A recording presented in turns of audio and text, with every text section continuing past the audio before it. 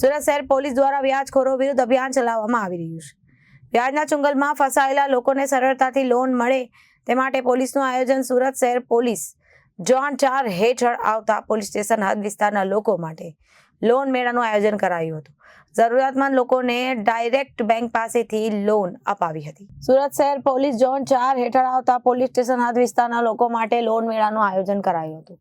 જરૂરિયાતમંદ લોકોને director bank પાસેથી પોલીસે લોન આપવી વ્યાજખોરોના ચુંગલમાં ફસાયેલા લોકોને પરેશાનીનો સામનો ન કરવો પડે તે માટે પોલીસનું આયોજન વ્યાજખોરોનાની એવી રકમ આપવું ખૂબ તગેડું વ્યાજ વસૂલતા હોવાનો અનેક કિસ્સા સામે આવ્યા હતા. લોકોને વ્યાજખોરોનો ત્રાસ સહન ન કરવો પડે છે એટલા માટે લોન મેળો પોલીસ દ્વારા યોજવામાં આવ્યો હતો.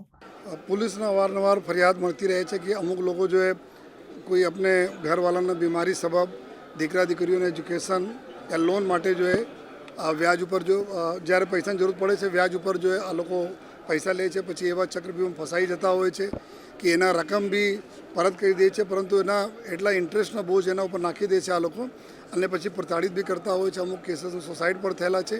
તો એના ધ્યાનમાં રાખીને ડીસીપી ઝોન 4 શ્રી વિજય ગુજરના નેતૃત્વમાં એના અવનાર પોલીસ સ્ટેશનો પાંડેસરા, અઠવા, અલથાન, ઉમરા અને વેસુ વગેરે પોલીસ સ્ટેશન વિસ્તારના આજે એક લોક દરબારના આયોજન કરવામાં આવેલા છે પોલીસ કમ્યુનિટી હોલ ખાતે, જેમાં 400 વધુ લોકો છે અને ઘણી બધી અરજીઓ આપણને મળી છે, ફરિયાદો મળી છે.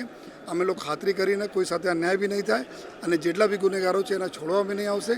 અને સાથોસાથ જો સુટેક્સ બેંકના તમામ ટીમ બી અહીંયા છે, જો આ લોકો લોન બી આપવાની પ્રક્રિયા કરી રહી છે, જેના બી આ નાના મોટા જો રકમના જેના લીધે ફસાઈ ગયા છે એની રકમ જોઈએ તો અહીંયા એના બેંકના બી લોન મેળાના બી આયોજન છે. સાથોસાથ પેરેલલી બંને કામ ચાલુ છે અને સુરત શહેર પોલીસ એકદમ મક્કમ છે કે એવા બધા જો જેટલા બી લુખાઓ છે વ્યાજખોરી કરે છે એના પૂરા જો ત્રાસ પણ મિટાવશે અને એના ઉપર બી કડક કાર્યવાહી કરશે.